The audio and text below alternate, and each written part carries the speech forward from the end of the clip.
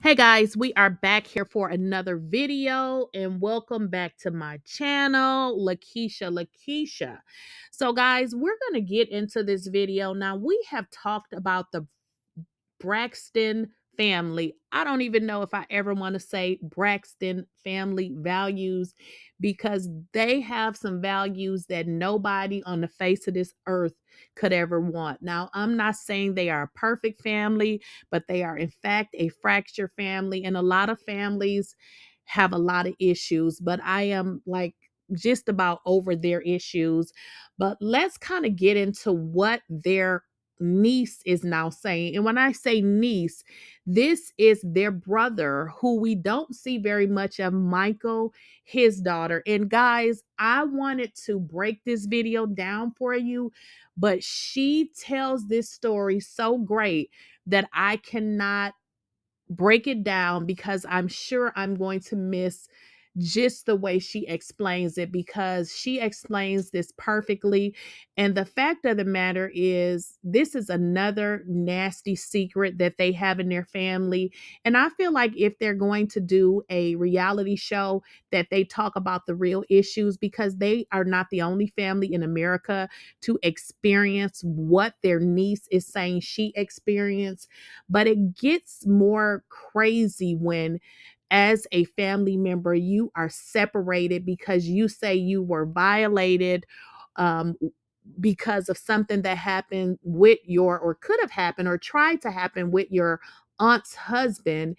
And then now you're threw in the garbage. You can't, and when I say threw in the garbage, I'm not physically saying threw in the garbage, but basically they seem as if they don't want to have anything to do with her. And when I say seem, if people not reaching out to you, they're not checking on you, you kind of know how that goes. And then for her own father to come out and basically tell her she gonna get sued if she tells about her own story, this is so nasty and disgusting. And what I'm gonna do is I'm gonna let it play, and then I'll come back on here and we'll do the commentary piece um on each portion, because it's just so much information and I just don't want you guys to miss any of it. So let's jump into this. And guys, before we get into the video, as I always say, there are 3 ways that you can support the channel for free. One is to like the video, one is to share the video, and the other one is to subscribe. All 3 ways to support the channel. And for everybody, I should say this: thank you for your overwhelming support. Because I asked you to like, share, and subscribe to the channel, that does not mean that people are not subscribing. Let me kind of reinforce that, because some people be leaving weird comments, and that's not what that means. It's just what you say, because this is a business. And if you guys are watching the video, I would like you to like it, share it, and if you have not subscribed, please do.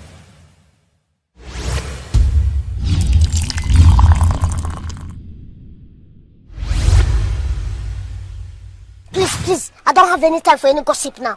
Eh? And that story is about how one of my aunts in my family do not talk to me because they think that I, at the age of 16, did something with her partner at the time. And I have been a nervous wreck to talk about something like this and to tell this story. A, because of my family, B, because I don't want people, it's not to hurt people to tell my story.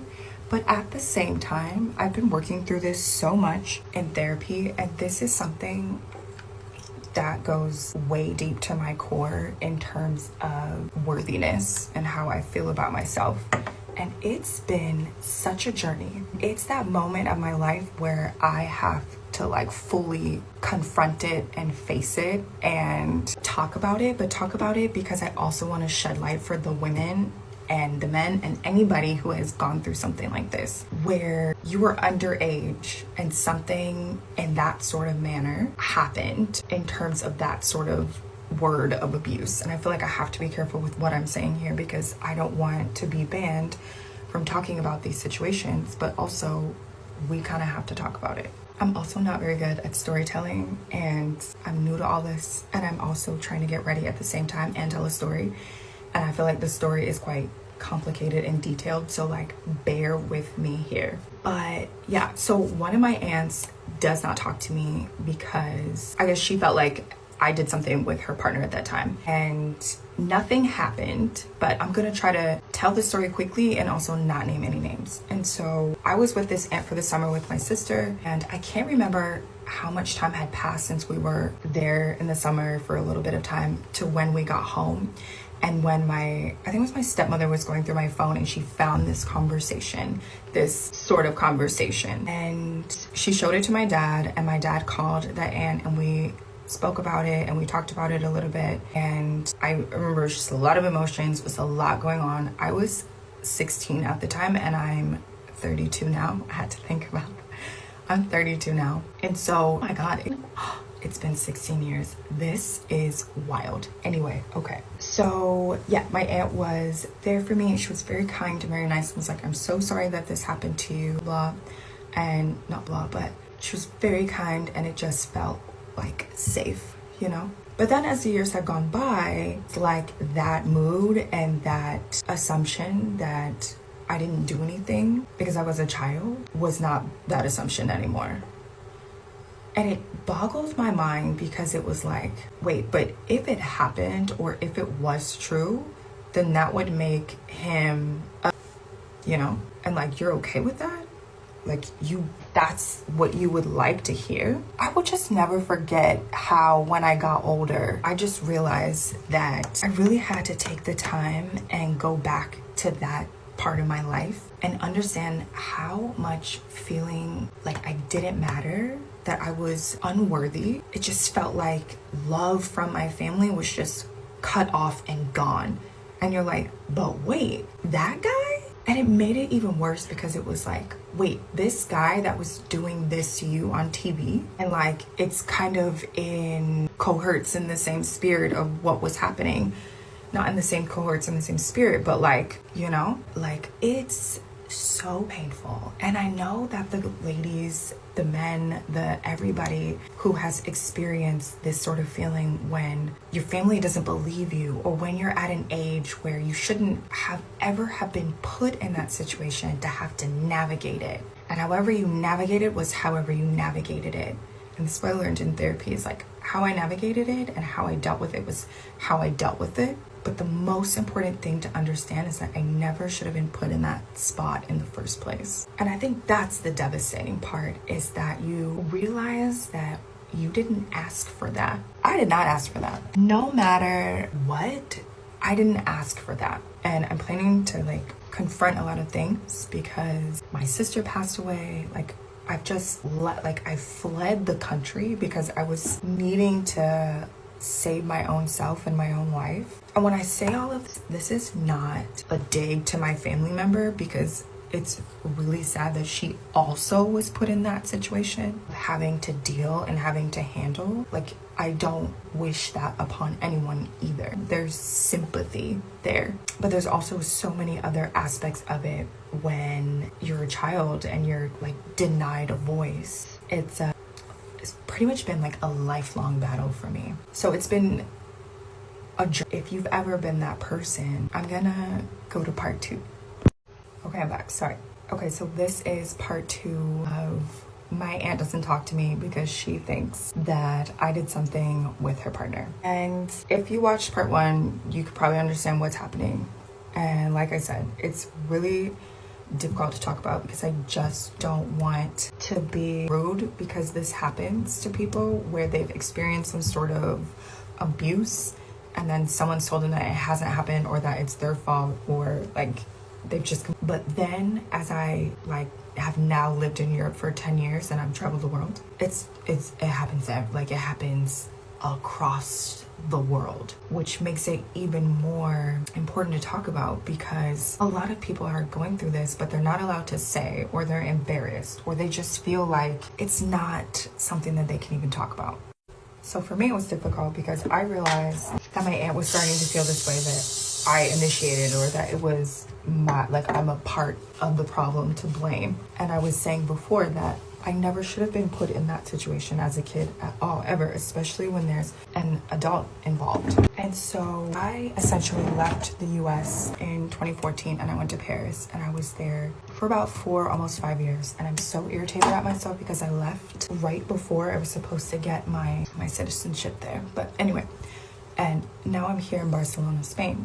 And I've been in Europe for almost like 9 years now. And this subject has just come up for me and my therapy. And I'm addressing it and I'm talking about it and I'm shedding light on it and I'm shedding awareness on it. And I just want to encourage other people, share your story and to find love and to find self-love for yourself and for everyone else involved, and just know and understand that it's not your fault. And I know that you did not ask life to give you this. Okay, guys, so let's just get into some of what she said. For one, let's point out one. This girl, I mean, she's a grown up, a young lady now, but at the time she was 16 years old. So are we making 16-year-olds accountable for what grown men are doing? And what she stated was, when this occurred, that her aunt made it seem as if it was okay and she was innocent, and then she, she wasn't the person to blame. But she said as she got older, she it seemed like what had happened is she was blamed for what this grown man had done. And let's be clear, guys, we really believe that it is Trina's husband, because as you guys will see later in the video, her and Tamar talks.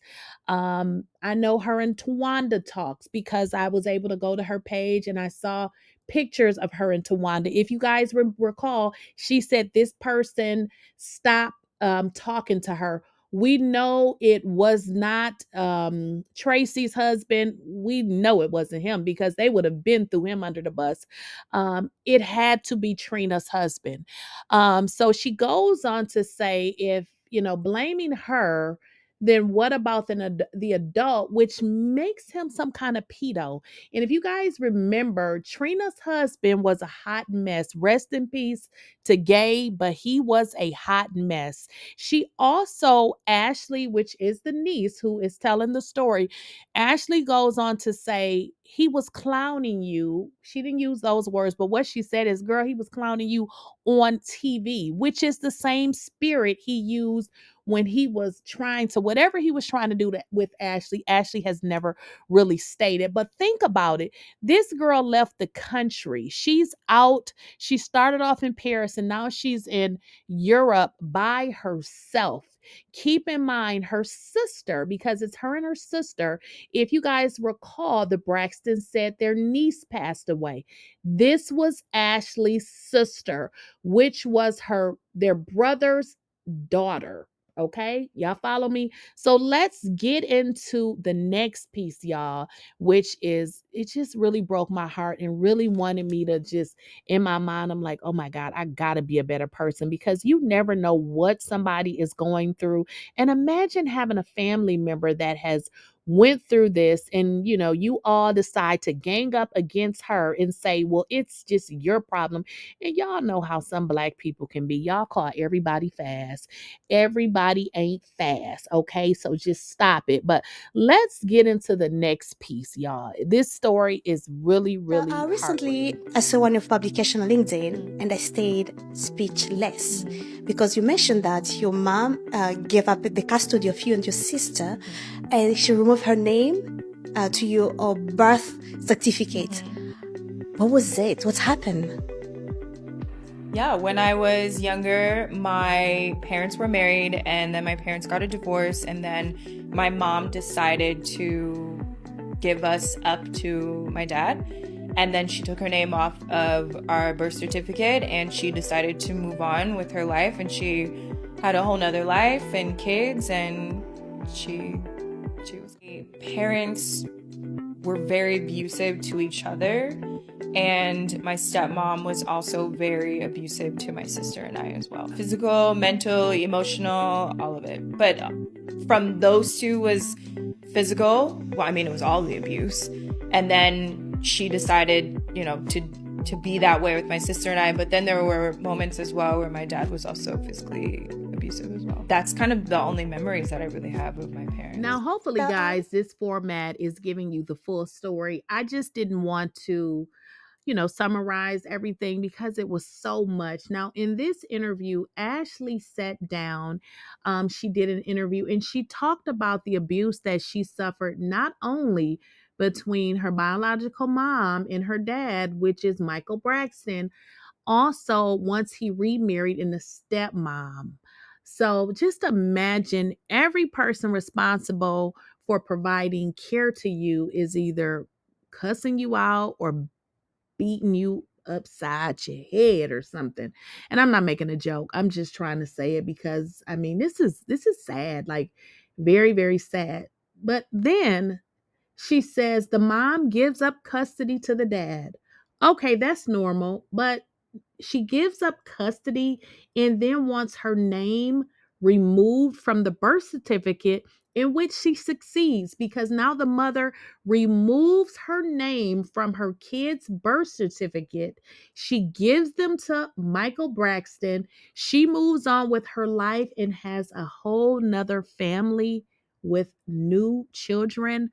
Imagine thinking about that hurts my soul. So imagine being a person and thinking like my mama didn't want me, my dad didn't want me, and it doesn't even seem like my relatives want me either. Now we have a glimpse into exactly what happened to his daughter. His daughter is no longer with us, which is Michael Braxton's daughter, which is Ashley's sister. So now, guys, the story makes. So I told you that I was going to keep it real with you on this journey, that you were going to be in it with me, and I'm going to give y'all some updates. So first update is that I got a message yesterday from my Fanja, and he said to zip it up tight, don't speak. I know just what you're saying. Don't speak, girl. And that he lawyered up, and that I shan't speak of his name or the household and other things, etc., and that he will take legal action. So I've decided to again not use his name, which I've been trying to do with everybody, not use anybody's names, but I'll also speak and say according to my childhood experience. But that doesn't mean that I'm going to stop, that I'm going to be silenced. Everyone has the right to tell their story, and everyone has the right to say whatever it is that they want to say. So I made a really good YouTube video, kind of just updating y'all about how I've been feeling, because this is just what happens also when you decide to tell your story, that not everybody's going to agree with it. Not everybody's going to like it. Not everybody is going to, cheer you on, and it's a roller coaster. There's going to be moments where it is super awesome and amazing, and then there's just moments where you just don't feel good. Hey guys, all right, now guys, I don't know if this can get any worse. She's been now contacted by her father, which is Michael Braxton, to basically say, girl, shut up. Don't you be telling our family whatever. But I am so glad that she has decided to heal herself, because he cannot silence her. Now, she can talk about her experiences. She doesn't have to give names, but we all know who her father is. So she can say what her experience was. If she, was physically and mentally abused, she can say that. You can't silence someone because you're afraid of how you may look. And guys, just listening to her, it's bringing everything full circle with regards to what Tracy suffered. And if you guys are familiar with how Black households are ran, and I speak on Black households because I'm Black. I don't know anything about other households, but sometimes those generational curses and those family secrets can really be the death of some people. So I am so glad that Ashley is choosing to speak out. I'm coming to the US. I know. And I'm coming to the US January 28th to Atlanta to do Tamar's live podcast show. Now, before anyone says anything, please let it be known and let it be clear that as I am in this journey and in this process, and as I'm healing and trying to understand all of this stuff, that it feels really good to have a family member behind me, okay? So please, before anyone says anything, like, let me have that. It's been a really long journey, and it's been a really long journey of not having people behind me. It's been a long journey of people not believing me. It's been a long journey of what do I even say? How do I say it? It's been such a long journey. So no one also owes me anything in this, but the fact that she supported me from the jump, the fact that she, you know, I also just couldn't just leave. I couldn't just, I live in Spain. I can't just get up and leave. So she also just made it so accommodating, herself, her team, for me to be there, for me to just have, she told me that I can say whatever it is that I want to say. It is she just supports. And that right there already feels really nice. It's really not anyone's job to like be there, but just the fact that she is really cool. And I know that I decided to leave the US. I decided to move across the world. I also just, you know, that's just my personality, who I am. And so it's not easy for everybody to always be there and always be supportive, but just the fact that she's doing this, for me, it's a lot. I appreciate it, and it says so much, and you don't know how much better I feel. Now, this is not, a space and place where I'm going to be like talking bad about anybody, because that's nuts. The purpose of all of this in this instance is for me to show people that sometimes life brings you unfortunate circumstances. It can bring you abandonment. It can bring you dealing with abuse and all types and forms of abuse, and still being in a super awesome family.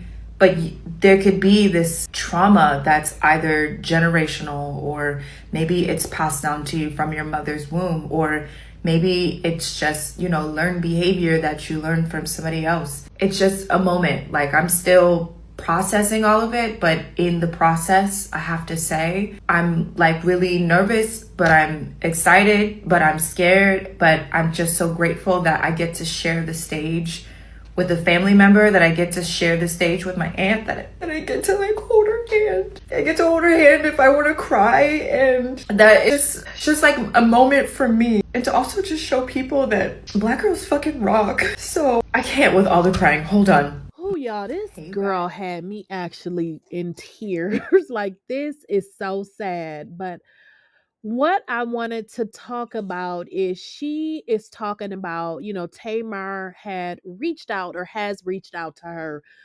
which I'm happy, that she's able to talk to a family member. And if you guys remember at the beginning of in the beginning of the video, I said that it wasn't Tamar. I said it definitely wasn't Tawanda. We know it wasn't Tracy's husband, and obviously it wasn't I can't even get it out, Tony. So obviously, I mean, Tamar's reaching out, but Tamar is reaching out for her to do a live podcast in which she's able to talk about her experience. So I just hope she's not going to be exploited either. So I really hope that she's going to be given a safe space.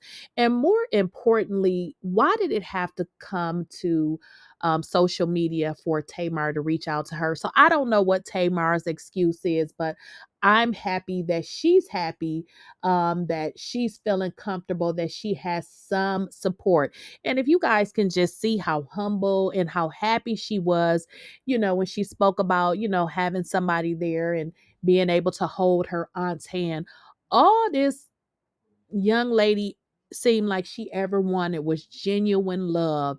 And it seems like she just didn't get it. It seems like she just didn't get it. And it seems like the way that she was treated by not only her mama, but her father is just, and then a stepmother. Like, how much worse can this get? So she was happy that, she was going to be accommodated by Tamar. Obviously, she doesn't live in the country. Like she said, I can't come today or tomorrow. So she's going to be here. I think she said the 20th or the 19th or something like that.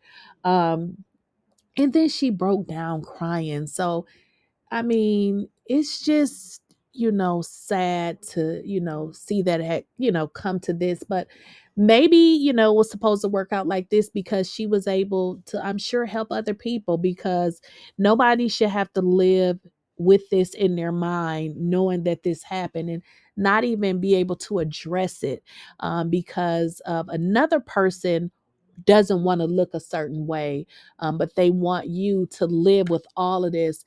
And the most frightening part about this is her sister is not even here anymore. So, is anybody, when I say anybody, I'm saying her father, why is he not considering her, being that you just lost a daughter? Like, this is sad, y'all.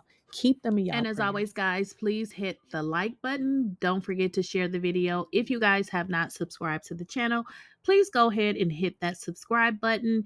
And if you want to be a super supporter, go ahead and purchase yourself. Hi, and I am so glad that you guys are here. Let me tell you this. I started YouTube roughly 1 year ago. And you know what I did? I struggled like hell to figure it out.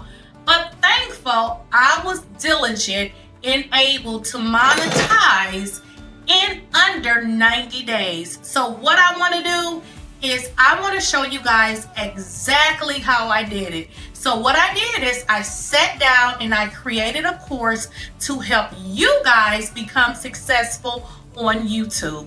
When I first started, I struggled. I did not know what to do. And I'm going to tell you why I decided to create this course.